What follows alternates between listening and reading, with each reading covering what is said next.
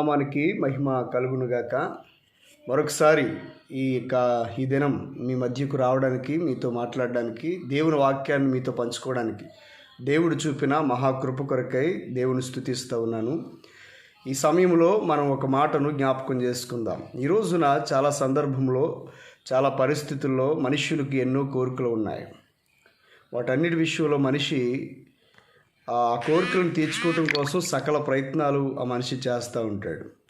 పుట్టినది మనిషి మొదలుకొని మరణించేంత వరకు కూడా ప్రతి మనిషికి కూడా ఎన్నో కోరికలు ఉంటాయి, ఎన్నో ఆశలు ఉంటాయి, ఎన్నో యొక్క జీవిత అనుభవాలు వారి జీవితాల్లో నెరవేర్చబడాలని ఆశపడుతూ ఉంటారు.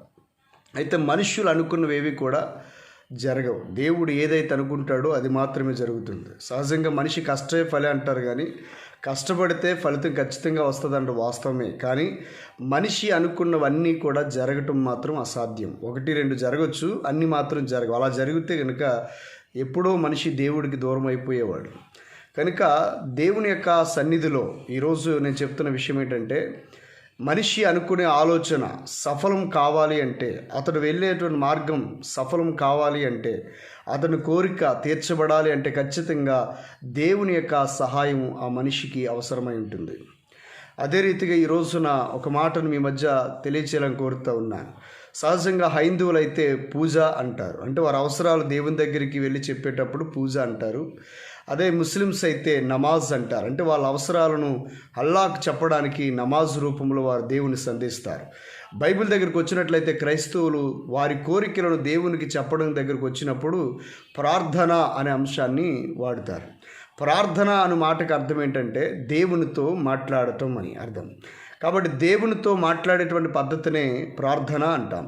అదే రీతిగా లూకా రాసిన సువార్తలో, బైబిల్ గ్రంథంలో లూకా రాసిన సువార్త 11వ అధ్యాయం మొదటి నుంచి మీరు చదవగలిగితే, లూకా రాసిన సువార్త 11వ అధ్యాయం మొదటి నుంచి మనం చదవగలిగితే, ఆయన మొదటి నుంచి 4 వచనాల వరకు కూడా ప్రార్థన విషయంలో అక్కడ యేసుప్రభు వారు చెప్పడం జరుగుతుంది.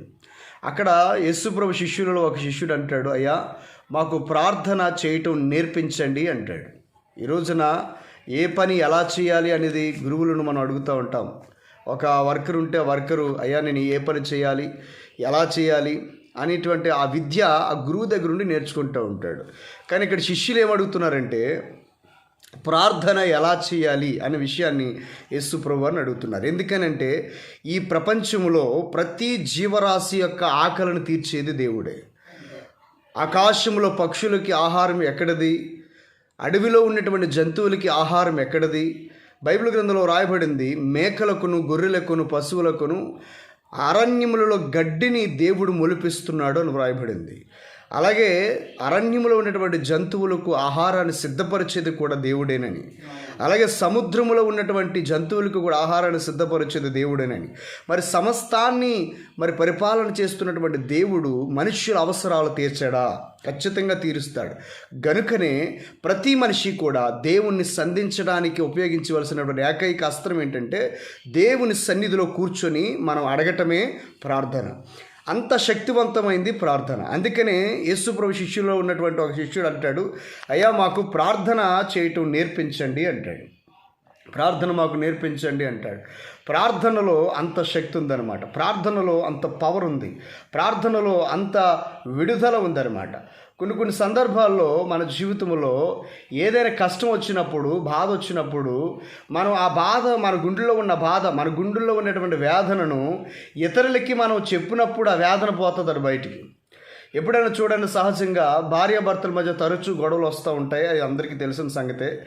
ఎందుకంటే ఎక్కడ ప్రేమ ఉంటుందో అక్కడ భార్యాభర్తల మధ్య చిన్న మనస్పర్ధ వస్తుంది. ఎందుకని ఆ భార్య భర్తను ప్రేమిస్తుంది కనుక, ఆ భర్త ఆ భార్యను ప్రేమిస్తున్నాడు కనుక, వారిద్దరి మధ్య ప్రేమ ఉంది కనుక, వారు ఏమాత్రం నష్టపోకూడదనే ఆలోచనతో, ఏమాత్రం వారు బాధపడకూడదనే ఆలోచనతో కొన్ని సందర్భములలో భార్య భర్తని గద్దించవచ్చు. కొన్ని సందర్భంలో భర్త భార్యను గద్దించవచ్చు, అంటే వారిని సరిచేసే క్రమంలో. కానీ ఆ లోపల ఏమో దాగుందంటే ప్రేమ దాగి ఉంది. కాబట్టి ఇప్పుడు ఆ భార్యాభర్తల విషయంకి వచ్చినప్పుడు భర్త ఏదైనా భార్యను ఒక మాట అన్నప్పుడు ఆమె ఎంతో ఏడుస్తుంది. ఇంట్లో ఎవరు లేని పరిస్థితుల్లో, బిడ్డలు లేనప్పుడు కానీ, భర్త డ్యూటీకి వెళ్ళిపోయినప్పుడు కానీ ఇంటి దగ్గర ఒంటరిగా ఉండి ఏడుస్తుంది. అప్పుడు సహజంగా హైందువులు అయితే ఏం చేస్తారంటే వాళ్ళ అమ్మగారి ఇంటికి వెళ్ళిపోవాలని ఆలోచన చేస్తూ ఉంటారు. ఎందుకని? అక్కడ ఉండిపోవాలనా? కాదు. వాళ్ళ అమ్మగారి ఇంటికి వెళ్ళి తనకు కలిగిన బాధ, తన మనస్సులో కలిగిన బాధ, తన బాధకు కారణం ఏంటో వాళ్ళ అమ్మగారికి చెప్పుకుంటే వాళ్ళ అమ్మగారు ఏం పర్వాలేదమ్మా, బాధపడకు, మరలా అల్లుడు గారు వస్తారులే, ఏదో తెలిసి తెలియక ఏదో జరిగిపోయింది, అన్నీ కూడా మనం ఓర్చుకోవాలి, అన్నీ మనం సర్దుకోవాలని వాళ్ళ అమ్మ నచ్చజెప్పినప్పుడు ఆ మాటలను బట్టి ఓదార్చబడుతుంది. అంటే లోపల ఉన్నటువంటి బాధ తల్లితో పంచుకునేటప్పుడు ఆ పంచుకునేటువంటి పద్ధతిని బట్టి ఆ బాధ గుండెల్లోంచి తొలగిపోతుంది అన్నమాట. అదే రీతిగా ఈ రోజున దేవుని సన్నిధిలో ఉన్నటువంటి పిల్లలు దేవుని యొక్క మార్గంలో వెళుతున్నప్పుడు ఎన్నో బాధలు వస్తాయి, సమస్యలు వస్తాయి, ఇబ్బందులు వస్తాయి, ఇరుకులు వస్తాయి. అలాంటి పరిస్థితుల్లో మనుషులకు చెప్పుకున్నారు అనుకోండి, ఈ రోజున మనుషుల పరిస్థితి ఎలా ఉందో తెలుసు కదా. మనకున్న కష్టం చెప్తే వాడు 10 మందికి చెప్పి మనల్ని హేళన చేస్తూ ఉంటాడు. మనకి ఏదైనా రోగం వచ్చిందంటే ఆ రోగాన్ని 10 మందికి చెప్పి హేళన చేస్తూ ఉంటాడు. కానీ ఎవరికి చెప్పాలి ఇలాంటి పరిస్థితుల్లో? ఏ మనుషుడు నమ్మదగిన వాడు లేనప్పుడు, ఏ మనుషుడు నమ్మకస్తుడు లేనప్పుడు నా బాధ ఎవరికి చెప్పాలి అనే ఆలోచన మనకు కలుగుతూ ఉంటుంది. అలాంటి సందర్భంలో నువ్వు దేవుని సన్నిధిలో కూర్చొని నువ్వు ఒక్కడవే దేవునికి నీ బాధను చెప్పగలిగిన విధానాన్ని ప్రార్థన అన్నాడు దేవుడు. కాబట్టి నువ్వు దేవుని సన్నిధిలో కూర్చొని నీ అవసరతలు ఏంటో దేవునికి నువ్వు ప్రార్థన చేసినప్పుడు ఖచ్చితంగా దేవుడు నీకు సహాయపడతాడు. ఆయన నీ ప్రార్థన ఆలకించి మనుష్యులకి ఎవ్వరికి చెప్పలేనటువంటి ఆ సమస్య నువ్వు దేవునికి ప్రార్థన అనే రూపంలో చెప్పడం వల్ల దేవుడు ఆ ప్రార్థన ఆలకించి నీ సమస్యకు పరిష్కారాన్ని చూపించి ఉన్నతమైన స్థితిలో నిన్ను ఉంచడానికి 100% అవకాశం ఉంది. అంత మాత్రమే కాదు, నీ గుండెలో ఉన్న బాధ, నీ గుండెలో ఉన్నటువంటి వేదన ప్రార్థన ద్వారా నీ వేదన దేవుడికి చెబుతున్నావు కాబట్టి నీ గుండెలో ఉన్న వేదన 190% బయటికి పోతుందన్నమాట. తద్వారా నువ్వు ఆదరణ పొందుతావు, ఓదార్పును పొందుతావు. కనుక క్రైస్తవ జీవితంలో క్రైస్తవులను ఓదార్చేది ఏంటో చెప్పమంటారా? ప్రార్థన. ఆ ప్రార్థన ద్వారా వాళ్ళు ఏమి నమ్ముతారంటే, నేను నా దేవునికి నా సమస్యను చెప్పేశాను కాబట్టి ఇక నాకు భయం లేదు, ఖచ్చితంగా నా దేవుడు నన్ను ఆదుకుంటాడనే నమ్మకంతో లోపల ఉన్న వేదనను మర్చిపోయి దేవుని మీద నమ్మకం కలిగి ఉంటారు. వాళ్ళు ఏ విధంగా అయితే నమ్మకం కలిగి ఉన్నారో అదే రకంగా దేవుడు కూడా కార్యం చేసి వారిని దీవిస్తాడు. కనుక నా ప్రార్థన చాలా ప్రాముఖ్యమైంది. ప్రార్థన అంటే నేర్చుకునేది కాదు, నీ అనుభవాలని, నీ స్థితిగతులను దేవునికి చెప్పేదే నిజమైనటువంటి ప్రార్థన. కాబట్టి దేవుడు చూస్తున్నాడని, ఆయన నీ మాటలు వింటున్నాడని నువ్వు నమ్మినట్లయితే, మనస్ఫూర్తిగా నువ్వు ప్రార్థన చేసినట్లయితే ఖచ్చితంగా దేవుని దగ్గర నుంచి నీకు సహాయము ఖచ్చితంగా అందుతుంది. నా ప్రియమైన దేవుని సంగమా, చూస్తున్నటువంటి మై డియర్ ఫ్రెండ్స్, ఈ విషయాన్ని మీరు గమనించి దేవునితో ఎక్కువ సమయం గడిపి గొప్ప బ్లెస్సింగ్స్ ఈ 2022లో మీరు పొందాలని, ప్రార్థన చాలా ప్రాముఖ్యమైనదని మీరు తెలుసుకోవాలని ప్రభు పేరు నేను కోరుతూ ఉన్నాను. ఈ మాటలు దేవుడు మన వెనుకలో ఫలింపచేయునుగాక.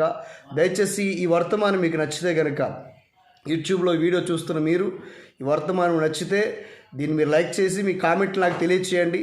అదే రీతిగా నీకు మీ ఫ్రెండ్స్ ఎవరు ఉంటే దాన్ని షేర్ చేయండి.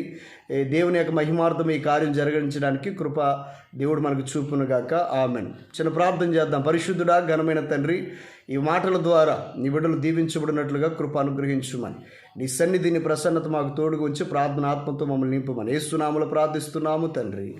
ఆమెన్. ప్రభు చిత్తమైతే మరొకసారి మనం కలిసి మరలా దేవుని గణపరుద్దాం, దేవుని స్తుతిద్దాం.